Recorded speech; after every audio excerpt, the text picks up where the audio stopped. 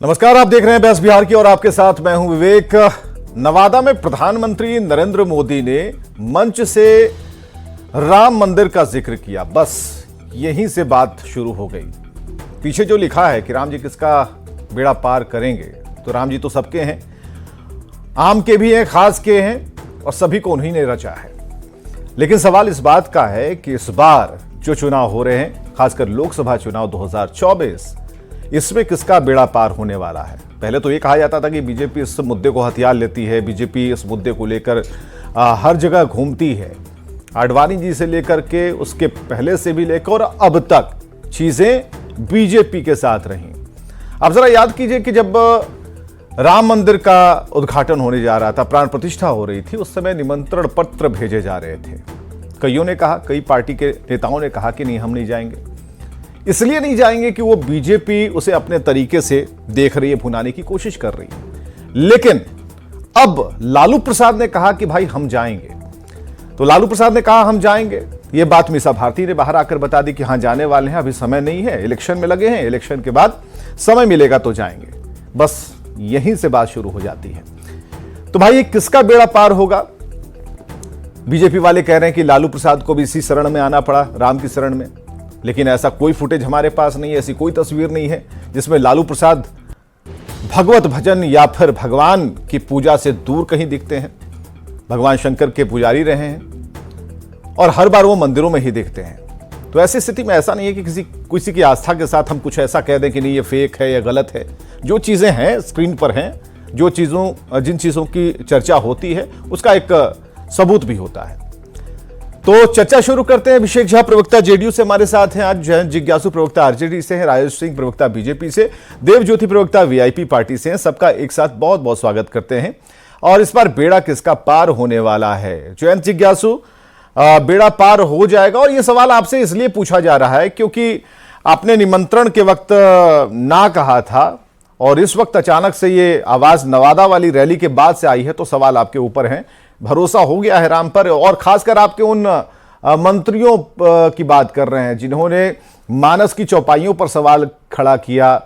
और हम आपसे भी पूछेंगे और हम बीजेपी से भी पूछेंगे कि आपने तो जीतन राम मांझी को अपने में मिला लिया, अब जीतन राम मांझी का भी भरोसा राम पर हो गया है क्योंकि वो कह रहे हैं कि हमारे नाम में ही राम है। पहले बोलते थे काल्पनिक है, लेकिन अब वास्तविकता से उनका परिचय हो गया कि बिना राम का सहारा लिए बैतरनी नहीं पार करने वाले। जयंत,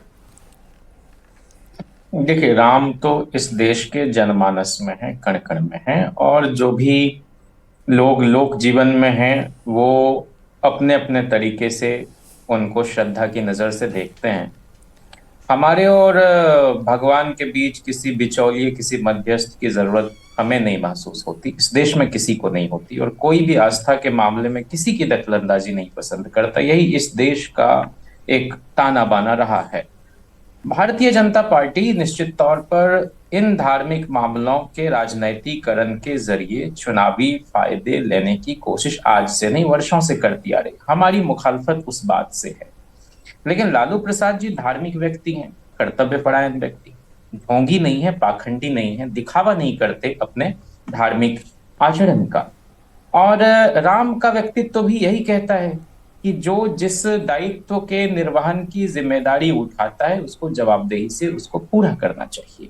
आज ही मैं सुन रहा था, गांव के एक व्यक्ति ने बहुत मार्मिक बात कही कि जिसके जो जीवन में प्रेम धारण करे उससे बड़ा धार्मिक और कौन होगा। और इस कसौटी पर तो हमारे नेता तेजस्वी जी 100% खड़े उतरते हैं, बार बार कह रहे हैं कि नफरत को छोड़कर हम। लेकिन जयंत, एक सवाल है हमारा, करना चाहते हैं। मैं रोकना नहीं चाह रहा था। एक सवाल है, मीसा भारती आज कह रही है कि कौन हमें जाने से रोकेगा, हम हिंदू हैं, हम सनातनी हैं, राम हमारे हैं। हमें जरा ये बताइए कि जब बुलावा आया था, ठीक है, तो आपने कहा कि ये प्रायोजित कार्यक्रम है, हम नहीं जाएंगे। आप ऐसे मत जाते कि नहीं, हम ये जो निमंत्रण पत्र है ना ये लेके नहीं जाएंगे, लेकिन अयोध्या की जमीन पर हम पैर रखेंगे, दूर से ही भगवान को प्रणाम कर लेंगे, तो एक आस्था झलकती। यहां पर ये क्या हो गया कि वहां पर चीजें कट हो गई, वो रील कट गया, यानी कि हम नहीं जाएंगे। तो उस समय एक मैसेज गया कि भाई क्यों विरोध कर रहे हैं। और उस समय आप लोग नीतीश कुमार के साथ थे और नीतीश कुमार ने देखा होगा काफी सॉफ्ट नजरिया उस समय अख्तियार किया था राम को लेकर, और ऐसा कोई भी बयान जेडीयू की तरफ से नहीं आया था। हम आपसे ये जानना चाह रहे हैं कि अचानक से क्या हो गया इस बात को यहां छेड़ने की क्या जरूरत थी? ठीक है, चले जाते, चुनाव के बाद चले जाते, 4 तारीख के बाद चले जाते, चुनाव परिणाम जो भी आते उसके बाद चले जाते।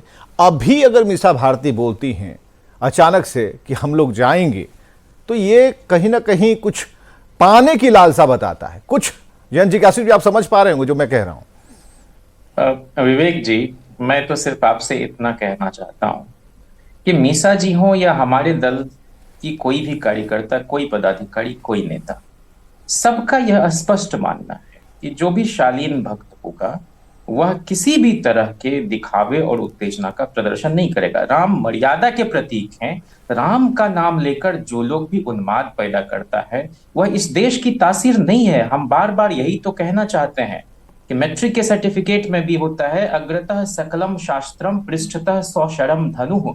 मतलब आगे आपके अंदर ज्ञान हो, शास्त्र का ज्ञान हो, यानी आप पढ़े लिखे हो तो जीवन चलेगा, या फिर पीठ पर धनुष बाण हो, यानी कि आप पराक्रमी हो, श्रमणशील हो।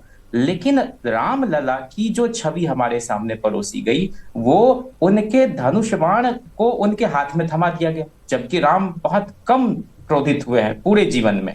ये ठीक वैसा ही है जैसे कृष्ण, बाल कृष्ण के हाथ में माखन मटकी छोड़कर उनके हाथ में सुदर्शन चक्र थमा दिया जाए। किसी को कहीं भी जाने की मनाही नहीं, लेकिन नहीं तो आप जिस रूप में पूजा करें, भगवान तो तैयार है। भगवान ने कब कहा? भगवान भी ठीक है, भगवान को जिन जिन रूपों में दिखाया गया या फिर उनकी जिस तरह से उनका वर्णन किया गया, ये तो बिल्कुल साफ था ना, ये तो बिल्कुल क्लियर था कि भगवान राम के हाथ में धनुष ही है, भगवान श्री कृष्ण के हाथ में बांसुरी है। ठीक है, तो ठीक है, वो चीजें बदलती है, कभी गौ मैया के साथ कृष्ण है, कभी राम किसी और रूप में है। हमारा ये कहना है, तो क्या ये भ्रम टूट गया है आरजेडी का? और जो चंद्रशेखर थे, डॉक्टर चंद्रशेखर, हम कह रहे हैं क्या उनकी बात उस वक्त आप लोगों ने किसी ने उन्हें रोकने की कोशिश नहीं की? नहीं, जो रामचरितमानस उसके नहीं जो मानस पर बराबर सवाल खड़े कर रहे थे, एक बार नहीं, और कई आपके ऐसे नेता थे। किसी टेक्स्ट का इंटरप्रिटेशन हो सकता है, बहुत सारे रामायण लिखे गए हैं, अपने अपने राम लिखे गए। मेरा तो सिर्फ इतना कहना है कि मोदी जी ने अपने आचरण से, जो कहते हैं रघुकुल रीति सदा चली आई, प्राण जाए पर वचन न जाए, वचन का पालन नहीं किया। इसलिए राम बहुत नाराज चल रहे हैं मोदी जी से, तेजस्वी जी से बहुत प्रसन्न चल रहे हैं।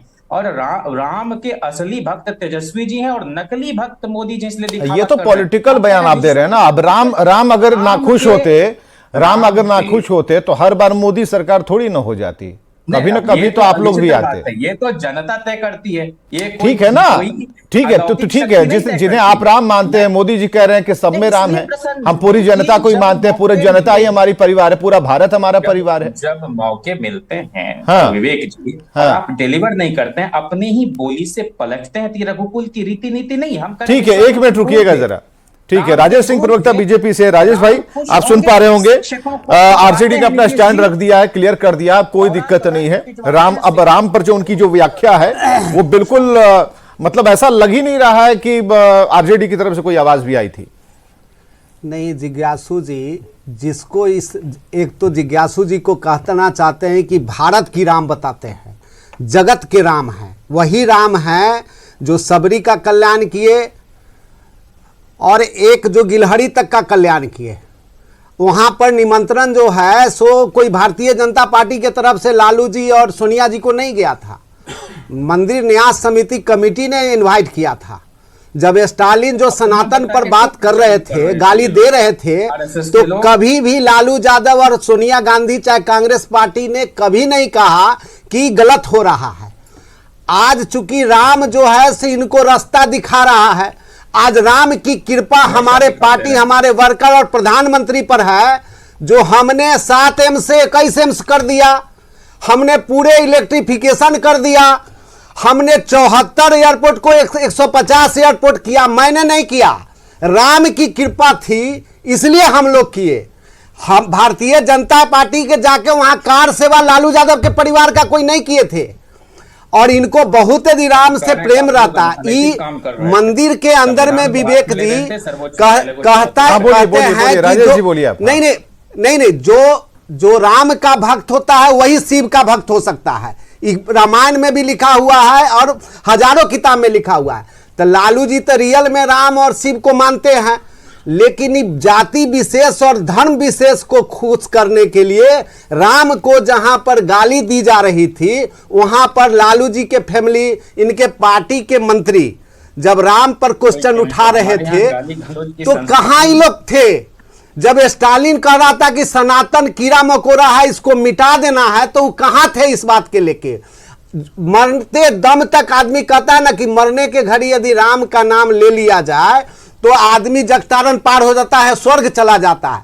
हम तो राम की कृपा, हम इनको कहेंगे कि जो राम के मानने वाले नहीं है वो राम के मान ले, और जो सांसारिक जीवन में आया है, पब्लिक लाइफ में आया है, पब्लिक का वेलफेयर के काम करे, और इनको जंगल राज आने न रोके, इनको सत्ता में आने नहीं दे, अपहरण उद्योग नहीं चले, तो बीजेपी अपहरण उद्योग नहीं चले। बीजेपी इतनी हमलावर क्यों है? ठीक है, लालू प्रसाद अगर जाना देना चाहते हैं तो अब इसका मतलब और मर्म क्यों समझा रहे हैं आप लोग? हम लोग इसको अच्छा मानते हैं कि जाइए न राम के शरण में जाके लोक हित का, लोक कल्याण की काम को करिए। ये कह रहे हैं कि भारत का राम, ये तब जगत के राम है, तो जो उनके यहाँ जाति धर्म पार्टी, हाँ दे रहा है, दुरुस्त है। जाइए वहां के कमिटी, वो भारतीय जनता पार्टी का मंदिर नहीं है, पूरे देश का मंदिर है, पूरे देश के लोग उसमें चंदा और सहयोग किए हैं, सब आदमी का मंदिर है। हम लोग इसको वेलकम करने के लिए तैयार है कि जाए वहां से कुछ सीख के आए लोक कल्याण का, कि जमीन के बदले में नौकरी नहीं ले, नौकरी ले तो गाय चराने वाला को घर को ना बेचवाए, पार्टी को ना बेचे, इलेक्टोरल बॉन्ड में घपला क्यों कर रहे हैं? पार्टी के कैंडिडेट के दे तो घर उसका नहीं ले ले, अपहरण उद्योग नहीं चलाए, आईएएस के बीवी के साथ गलत नहीं हो, ये सब चीज को अपने पार्टी को संभाल ले। कि भाई कैसे देश चला रहे हो?